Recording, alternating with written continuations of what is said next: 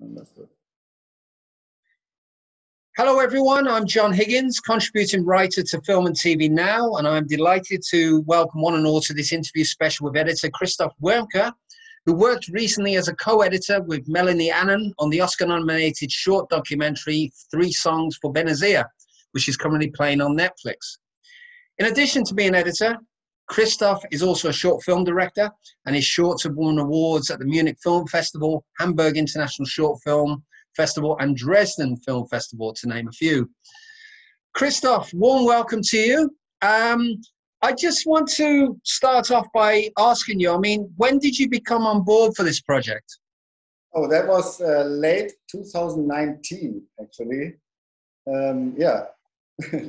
I was introduced to Elisabeth by a good friend and editor of mine, Anne Fabini, who was in LA for the Oscars in the early 2019. She was nominated for of Fathers and Sons, and she met Elisabeth, and that's she connected me because she got to understand that Elisabeth was looking for help on that project, and I was happy to jump in. Okay, and just out of interest, was editing your first career choice in filmmaking, or did directing come, as a filmmaker yourself? What did you start out as? Yeah, I mean, coming from school, I wanted to do something with media, as many people do. And then I got a chance to work in the theater, actually. And there I fell in love with the idea of becoming a director, which made me try to apply for film school, which I did in Berlin at the Berlin Film School, DFFB. Was accepted, studied directing there, and very early on started editing my own works there, and then more and more also helped friends and colleagues out. Okay, and you were working, as we mentioned in the intro, you worked alongside another editor, Melanie Annan. And how did you delegate editing duties between the two of you, and how does the dynamic of having two editors on a project work for you? This project was shot over the time span of 6 years, and I think for documentary, it's not unheard of that there are several editors on the project. With me and Melanie, it was that I basically started the work. I did a lot of the work, but then I had to go back to Europe for another project, and Elisabeth and Gulistan, the directors, went back to Afghanistan to shoot another chapter on that story. And then they came back, and before I even left, they were back, and we saw the footage, and it was clear it needed more work than just another tweaking. So that's when I suggested and supported the idea because I knew I would be gone for a longer time. That's when Mel came into the project. And I actually have never met her in person. I met her on a Zoom last week when we both got an editing award in Australia because she's Australian, and she applied with the film in Australia with a Editor's Guide awards for last year, and that's the first time I really saw her. Okay, and tell us a bit about your collaboration with the co-directors of the short. Gulistan and Elisabeth Merzere, and how did you, when you were working together in terms of the footage that you got, how did you help shape their vision? Yeah, so we started off, like, when this thing came up, she sent me an assembly of an hour length, and I saw that, and then we met, and I had some ideas how to structure it, some ideas what to put where, and how to build an arc with it. So then she liked the ideas that I proposed, and we decided to work together.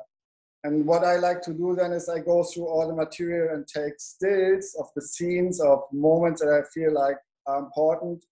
And then really we build the film on the board. Like we put out those photos and we move them around and we discuss them, and we come up with an idea how it could work, then we put it together, then it doesn't. Then we go back and we tweak it, and that's what we did. We go forth and back and we build the storyline. And that's what we did for the time that we worked together on it. And we came up with an arc that we felt was working, but we ended, I don't know, the film, before this last chapter, it ended when Benazir and Shaista are going to harvest poppies in the poppy fields. And then when they came back with the next material, we saw what came out of that and what it did to Shaista, really, and that he had become an addict in the end of that experience. And then we see them, meet in the clinic, right? So that's really, and then again, that bringing this material back opened up opportunities early on again in the film. So Mel then added this last chapter to the film, but also had to go back and, like in this case, brought in more of the family of the children, because the children came in the material pretty late, so we didn't have too much material with the children. So we left it out in our cut, and now she could bring it back and, make it a little strengthen the family a little more in the whole film. I mean, yeah, I mean, we understand that you enjoy telling hyper-naturalistic stories of working class people, which that deal with systematic oppression, and you also focus on the more personal side of it. I mean, when you're sort of, I mean, what sort of stories fascinate you in that era? I mean, are there any others that you would love to do that you've come across as, in terms of being a filmmaker? But is there anything that you've got your heart set on for the future? I do like realism. I would call it poetic realism. What I like. It's hard to answer question. I'm not the one for for Marvel for Marvel stuff. I like to learn. I like to find myself in the stories in a more direct way. Yeah, I think that's maybe what I can say in that brief. Okay, no, that's fine. And I mean, in terms of where the film is, because obviously it's on.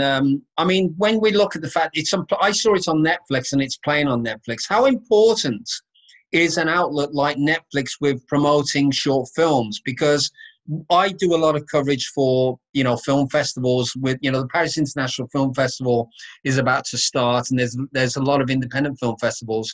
But how crucial do you think that for the future is Netflix going to play with showcasing work like this?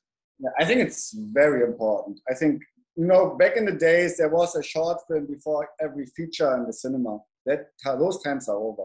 So really the only market for those films are festivals, where you really often only find an inside audience. Not only, but very much. So I think it's great that Netflix is showing shorts, and I think it's a great outlet for people who are trying their first steps to find an audience, find collaborators, whatever.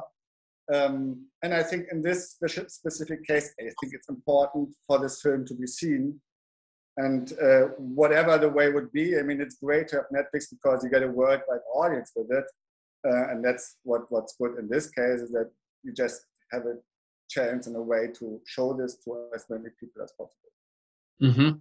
And your own experience as a director, I mean, what influence did you, how does it influence your approach to the editing, not just on this project, but, how does each discipline feed into the other?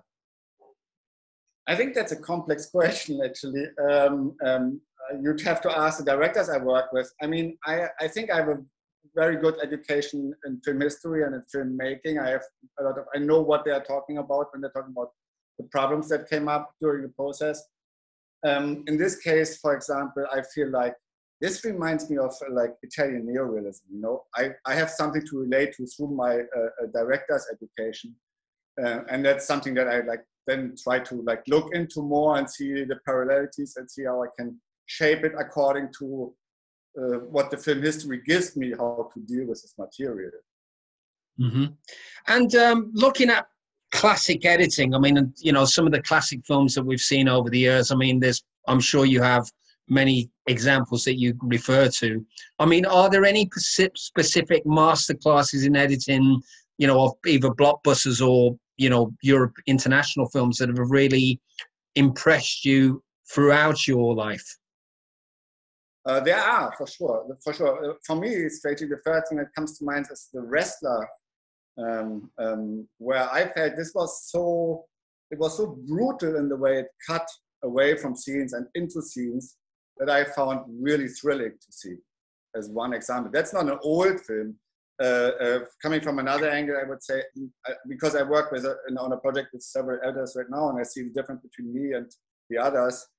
At least I'm thinking about one right now. I like to have hard cuts. I don't like continuity. I go through the film. I take out continuity wherever I can. I like hard cuts. I don't like to hide the edits. I like to have them. For me, it's more like sculpturing, actually. You know, I wanted to be. Back in the days, you could really see the film stripe running through your hands. You could see where one thing started and where it ended, and you know, you really got something that's very material in that sense. So that's something I like in editing and how I like to approach.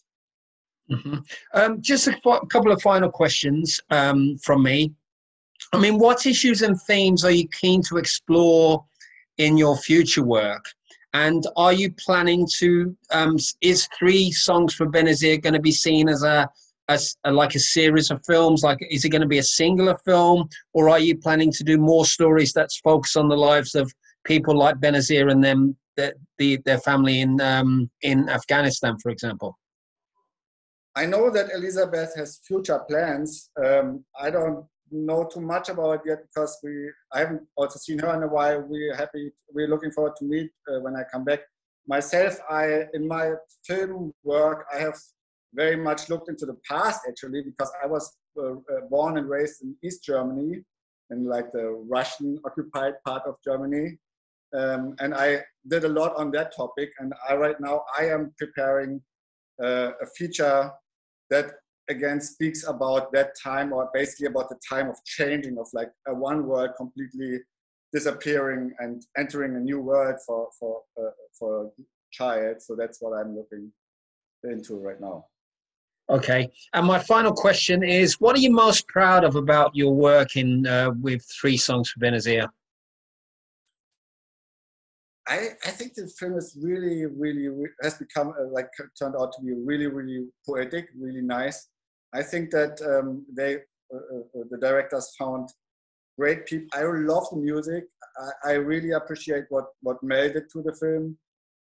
I think it's just a lucky coincidence. I mean, it's obviously a lot of work. Like, look at the time that this took and the effort, but I think it's just also a lucky incident where like people come together and something is like, it adds up to something that's bigger than the parts by themselves, you know. Okay, well, Christoph, thank you so much for your time and insights today. As mentioned at the start, for everybody else, Three Songs for Benazir is available on Netflix at present.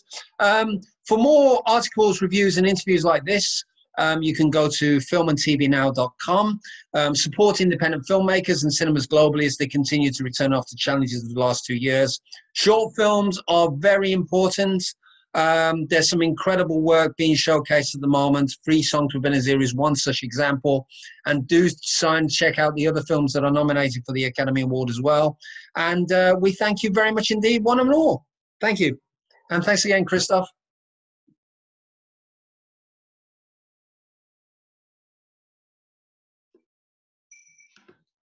Okay, thank you. Okay. Cool. Thank you so much, John. That was awesome.